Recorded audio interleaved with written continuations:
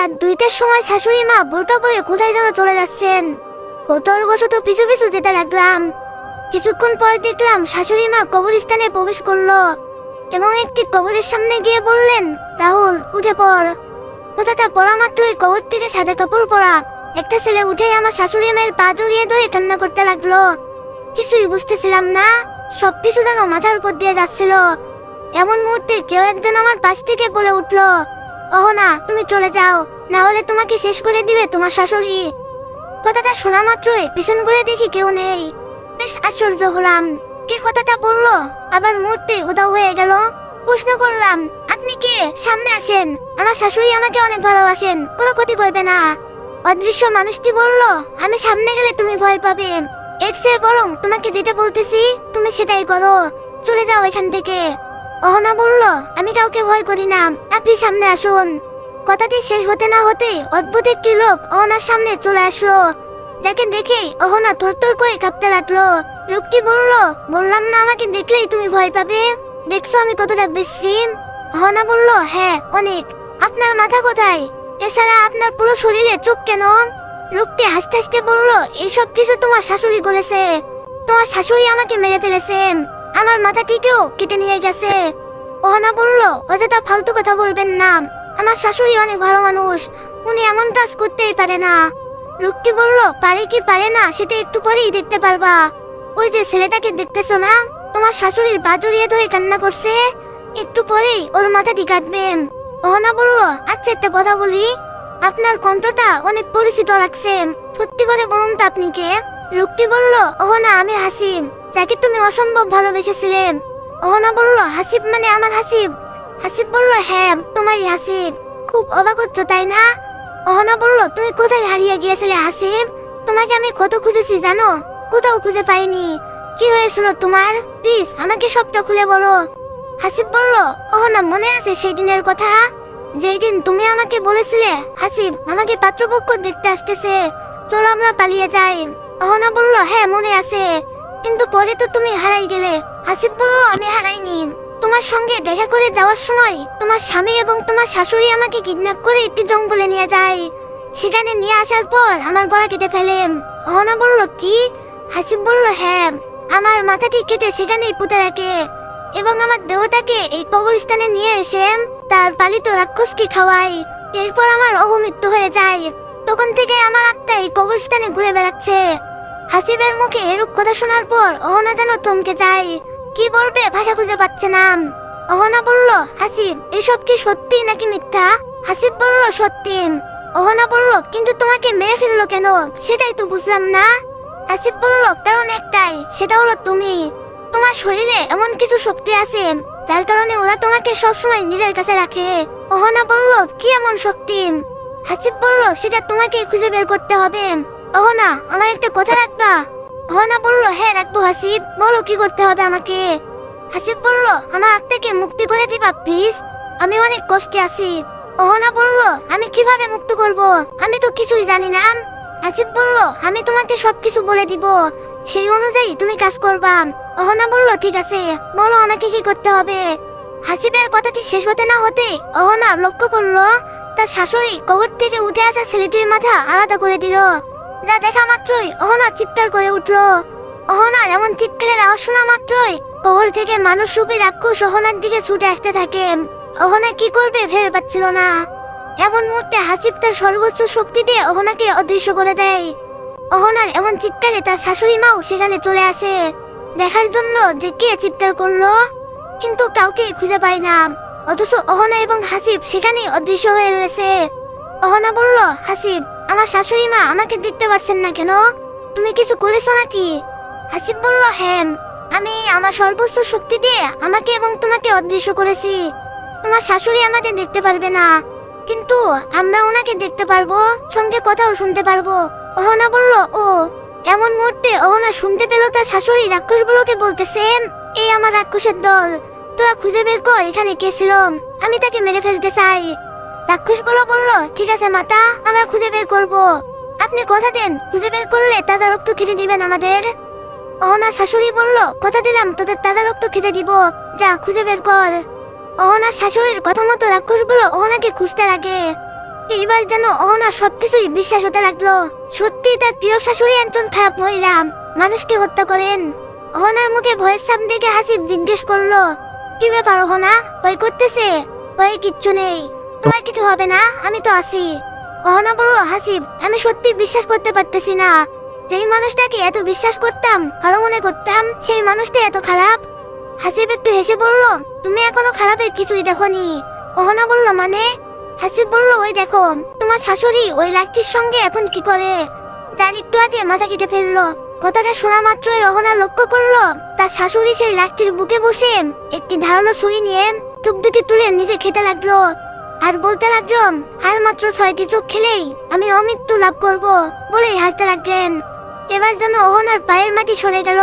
তার শাশুড়ি কি সত্যিই মানুষ নাকি নরপশু? অহনা বলল, আচ্ছা হাসিব, আমার শাশুড়ি কি সত্যি অমৃত্যু লাভ করবেন নাকি এমনিতেই বলতেছেন? হাসিব বলল, আমি সঠিক জানি না, তবে শুনেছি 500 মানুষের চোখ খেতে পারলে নাকি অনেক শক্তিশালী হয়, আবার এটাও শুনেছি অনেকেই অমৃত্যু লাভ করেন। অহনা বলল, ও। অহনা বলল, আমার শাশুড়ি তার মানে এই পর্যন্ত অনেক মানুষকে মেরে ফেলেছে? হাসিব বলল, হ্যাঁ, অনেক মানুষই মেরে ফেলেছে, আর একটি কথা, সবশেষে তোমাকেও মেরে ফেলবে। অহনা বলল, আমাকে মেরে ফেলবে মানে কি বলতে চাচ্ছ তুমি? হাসিব বলল, তোমাকে বলছি না তোমার শরীরে কিছু অস্বাভাবিক ক্ষমতা আছে, যার কারণে তোমাকে সবসময় কাছে কাছে রাখে। অহনা বলল, হ্যাঁ এটাই সত্যি, সবসময় আমাকে কাছেই রাখেন, কখনো চোখের আড়াল হতে দেন না। হাসিব বলল, এইসব কথা পরে হবে, তুমি এখন বাসায় চলে যাও, একটু পরে ফজরের আজান দিবে। অহনা বলল, হাসিব আমার খুবই ভয় করতেছে, প্লিজ আমাকে বাড়িতে রেখে আসো এবং বলে দাও এর হাত থেকে আমি এবং তুমি কিভাবে বাঁচবো। হাসিব বলল, আমি তো এখান থেকে যাইতে পারবো না, তুমি চলে যাও, কোনো সমস্যা হবে না। এইদিকে তোমার শাশুড়িকে আমি কিছুক্ষণের জন্য মতভাব অন্যদিকে নিয়ে যাচ্ছি। অহনা বলল, আগে বলো বাঁচার উপায় প্লিজ হাসিব। হাসিব বলল, তুমি যদি আমাকে পুনর্জন্ম দিতে চাও এবং নিজেকে বাঁচাতে চাও, তাহলে তোমাকে কিছু কাজ করতে হবে, সেই কাজগুলি হবে খুবই ভয়ঙ্কর, তোমার মৃত্যু হতে পারে। অহনা বলল, সমস্যা নেই, তুমি বলো, আমি সর্বোচ্চ চেষ্টা করব। হাসিব বলল, প্রথমত তোমাকে 7টি মসজিদ থেকে পানি আনতে হবে, রাত 12টার পরে সেই পানি আমার লাশের উপর দিতে হবে। দ্বিতীয়ত খেয়াঘাটের নদী থেকে তোমাকে একটি মিষ্টি কালারের শাপলা ফুল আনতে হবে, এই ফুলটি কিন্তু অমাবস্যার রাতে একবারই ফোটে। তৃতীয়ত তোমার শাশুড়ির রক্ত লাগবে আমার আত্মাকে জাগিয়ে তুলতে। চতুর্থ আমার সেই অখণ্ড মাথাটি আনতে হবে তোমাকে। এরপর যা করার আমি সব করব, তুমি এখন বাসায় যাও। ওই দেখো তোমার শাশুড়ি বাসায় রওনা দিয়েছে। অহনা বলল, ঠিক আছে আমি চলে যাচ্ছি, আবার আসবো কালকে। কথাটি বলে অহনা বাড়ির দিকে রওনা দিল। বেশ কিছু দূর আসতে না আসতে অহনা লক্ষ্য করলো কেউ একজন তাকে ফলো করতেছে, আবার ফিসফিস করে বলতেছে, অহনা, অহনা, এই অহনা, তোর কিন্তু এখানে আসাটা একদমই ঠিক হয়নি। অহনা কথাটি শুনেও না শোনার ভান করতেছে, কারণ বর্তমান কথা বাড়ালেই সমস্যা।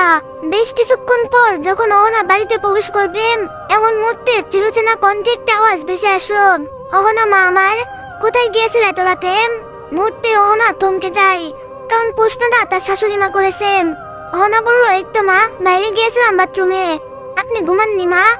অহনার শাশুড়ি বলল, হ্যাঁ ঘুমিয়েছিলাম, আমিও বাথরুমে যাব সেই কারণে উঠছিলাম, উঠেই দেখি তুমি বাইরে থেকে আসতেছো। অহনা বলল, ও। অহনার শাশুড়ি বলল, যাও রুমে যাও, রাতে একা বাইর হবে না, আমাকে অথবা অব্রুকে ডাক দিবে, অব্রু অহনার স্বামীর নাম। অহনা বলল, ঠিক আছে মা, আর ভুল হবে না আমার।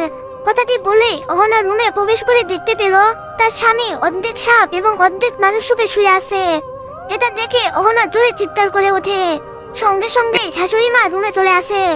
অহনা শাশুড়ি বলল, কি হয়েছে মা, চিৎকার করলে কেন? অহনা বলল, আপনার ছেলে সাপ। অহনা শাশুড়ি বলল, কই সাপ? তুমি নিশ্চয়ই ভুল দেখেছো। অহনা বলল, না আমি সত্যিই দেখেছি, অব্র অর্ধেক সাপ অর্ধেক মানুষ হয়েছিল। অহনা শাশুড়ি বলল, কই?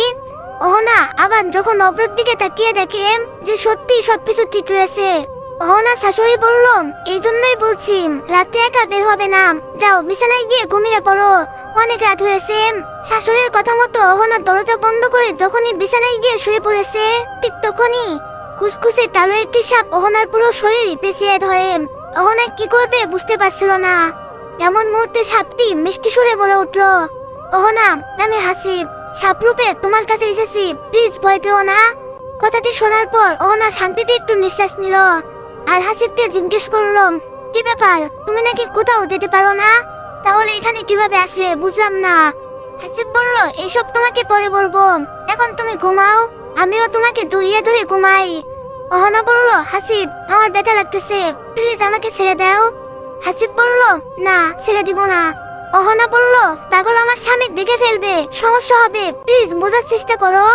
হাসিব বলল, আমাকে দেখতে পারবে না, আমি অদৃশ্য হয়ে আছি। ঠিক সেই সময় অহনা লক্ষ্য করলো জানালার পাশে কেউ একজন দাঁড়িয়ে আছে। কোনো কথা না বলে অহনা চুপিসারে জানালার পাশে গিয়ে জানালা খুলতেই দেখতে পাই যে কবরস্থানে সেই নরখাদক গুলি চারিপাশে ঘোরাঘুরি করতেছে। অহনা বলল, হাসিব দেখো, নরখাদক গুলো চারিপাশে ঘোরাঘুরি করতেছে, না জানি কখন রুমে ঢুকে যায়। হাসিব একটু হেসে বলল, এইটা নতুন কিছু না, তোমার বিয়ের পর থেকেই এই নরখাদক গুলি তোমাকে পাহারা দেয়। অহনা বলল, ও। হাসিব বলল, তুমি এখন ঘুমাও, কালকে কথা হবে আমাদের। এরপর অহনার কথা না বাড়িয়ে ঘুমিয়ে পড়ে। পরের দিন সকালবেলায় অহনা শাশুড়িকে বলল, মা আপনাকে একটা কথা বলতাম। অহনা শাশুড়ি বলল, হ্যাঁ বলো। অহনা বলল, আজকে আমি বাপের বাড়িতে যেতে চাই, 1 সপ্তাহের ভিতরে চলে আসবো, প্লিজ না করিয়েন না।